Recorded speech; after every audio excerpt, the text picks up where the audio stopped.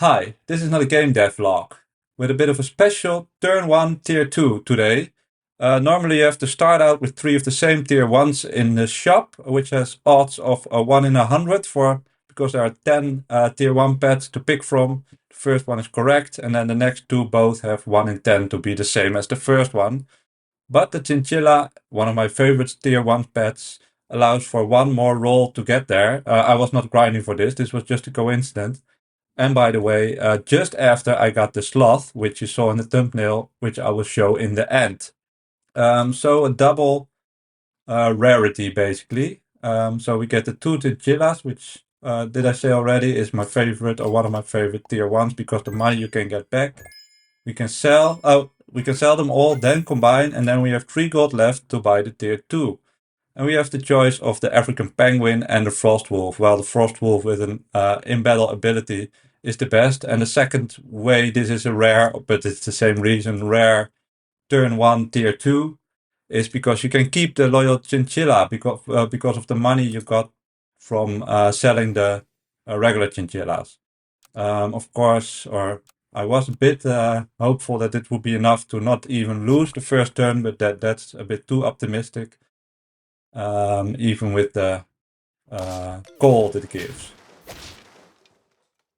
But the goal for a turn 1 tier 2, I'm going to say this wrong somewhere. Turn 1 tier 2 is to keep it all the way to the end, get it to 10 wins basically. So if you get this, you gotta hope that you have a pack that's decently suited to winning instead of being suited for some challenge.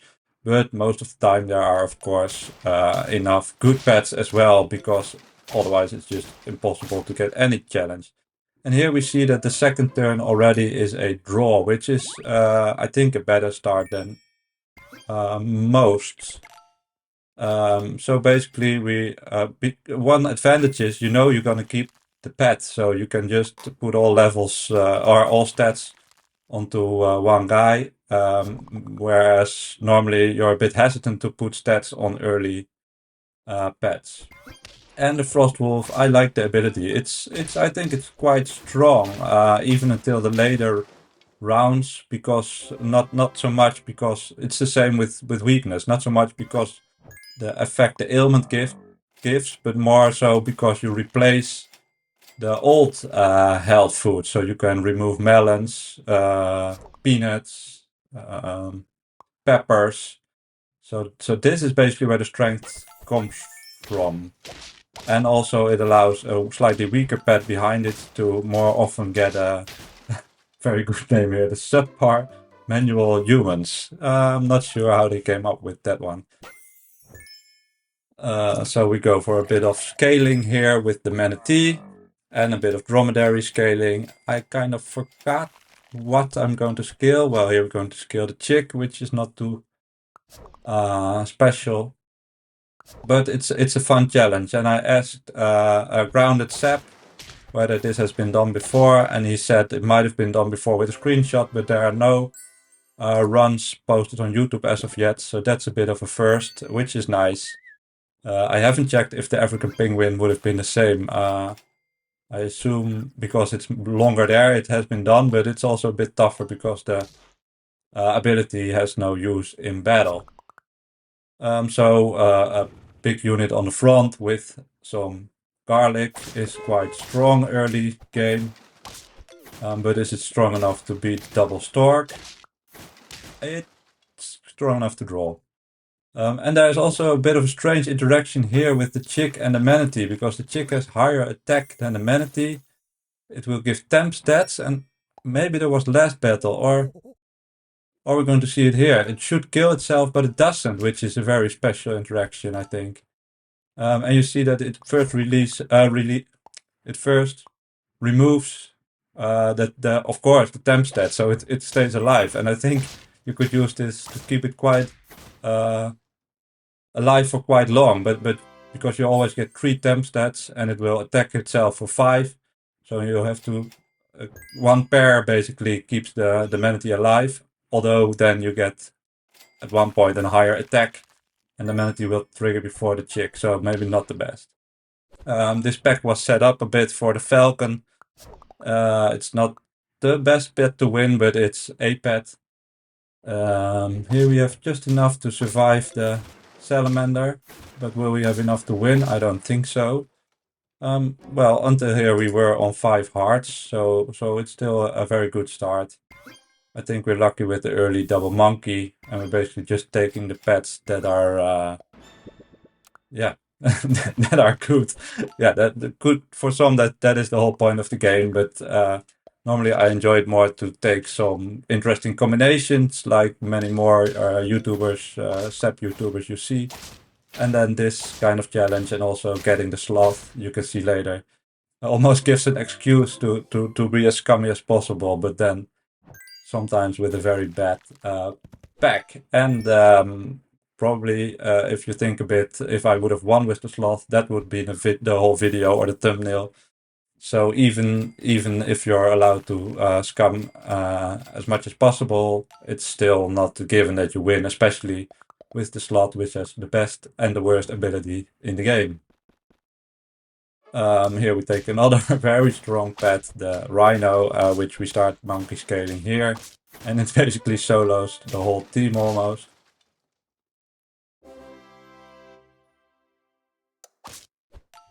We start leveling the rhino and start scaling the rhino. And we even also already have a level 2.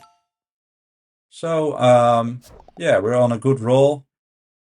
The frost wolf is almost now in the backseat of the rhino, but it can make the difference still. And it also could help to have the falcon get the knockout it needs to for its ability to trigger. So here we level the monkey, take the money. I'm not sure what we do now. We take the level for the... Not sure. For the falcon, okay. Maybe just for the level up.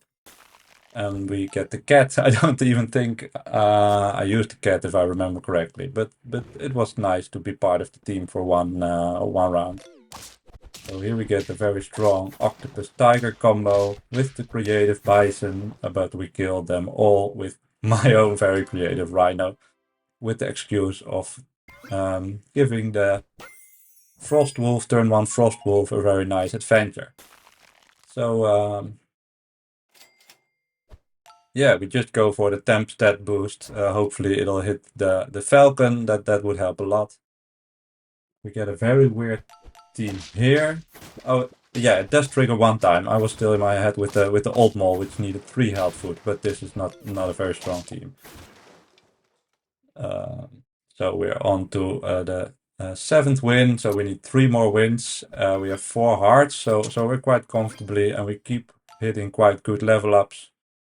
With the health food on the monkey, we forced the... What's his name? Stego? We forced the Stegosaurus to hit the falcon. Yeah, the Stegosaurus. So we are quite strong here. I think I saw one before as well, which is, I think it's a decently funny combination to have the Deer Lord and Shark. At least it's interesting. So we get more stats, more lemons, and we're almost to a level 3 rhino with the 50 health.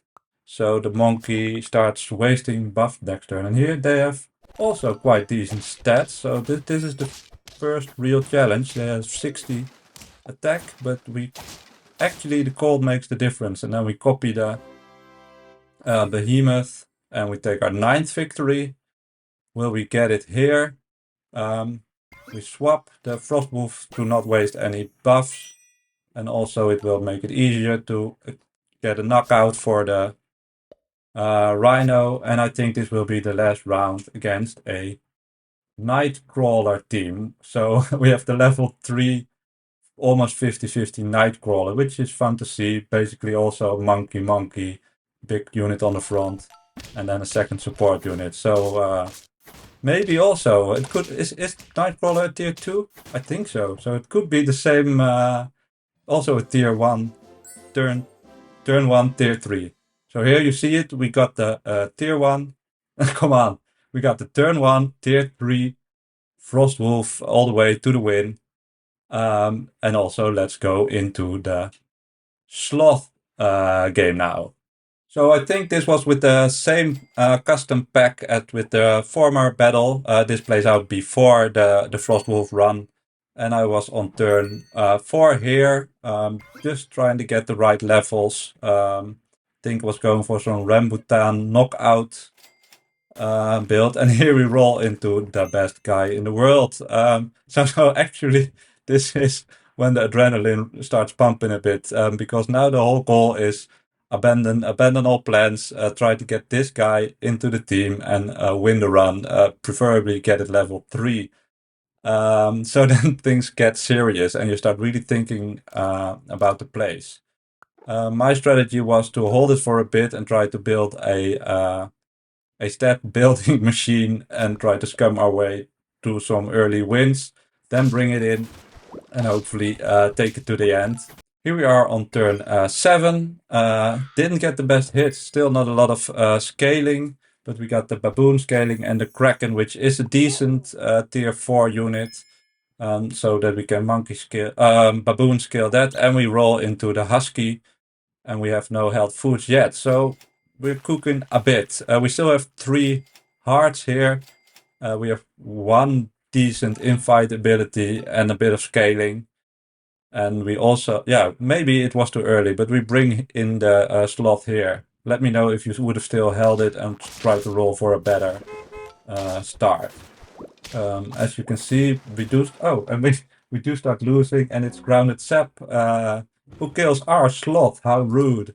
So here we find basically a full level 2 dragon, which I thought would be good scaling. My whole strategy was scaling, scaling, scaling, because I didn't have much for in-battle abilities except for the Kraken. So now it's just pray to roll for tier 1s, basically. One issue with Dragon plus Sloth is you basically have 2 spots wasted. No offense to the Sloth. Thanks for being there. And now you see when you don't roll any tier 1s, yeah, we're losing momentum here. Do we win this fight? It's not the best team, but still, we're just too slow on the curve here.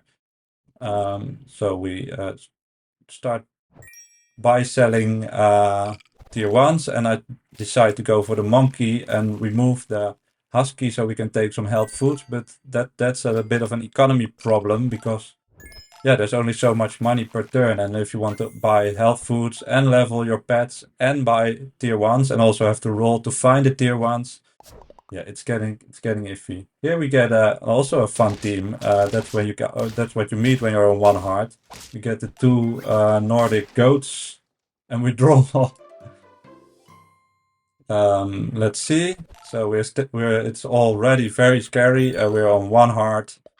Already had some minor heart attacks in the previous rounds. We now we are 4 squad even. So this is all not going very well. And yeah, this looks like, yeah, it's just better. It was very fun. And oh, we draw even. Well, we hang on by a very tight rope, and I get some hope. I think if I high roll here and can just buy sell 4 tier 1s, maybe we get a chance if we don't run into a bad opponent. But we don't, so I try to scum it with the Stegosaurus for some more tempo to just stay alive. And we face this team here. And the sloth does get a kill, which is nice, but we just don't have enough stats. Yeah, like, subscribe. If you have any ideas for builds, let me know in the comments. I'm also building my own Super Auto Battler, which is in alpha status right now. It tried to get a similar vibe as Super Auto Pets, with very fun and short battles. You're a bear who throws and eats foods in the wood, in the forest. So check that out if you're interested. It's in the comments. Thanks for watching.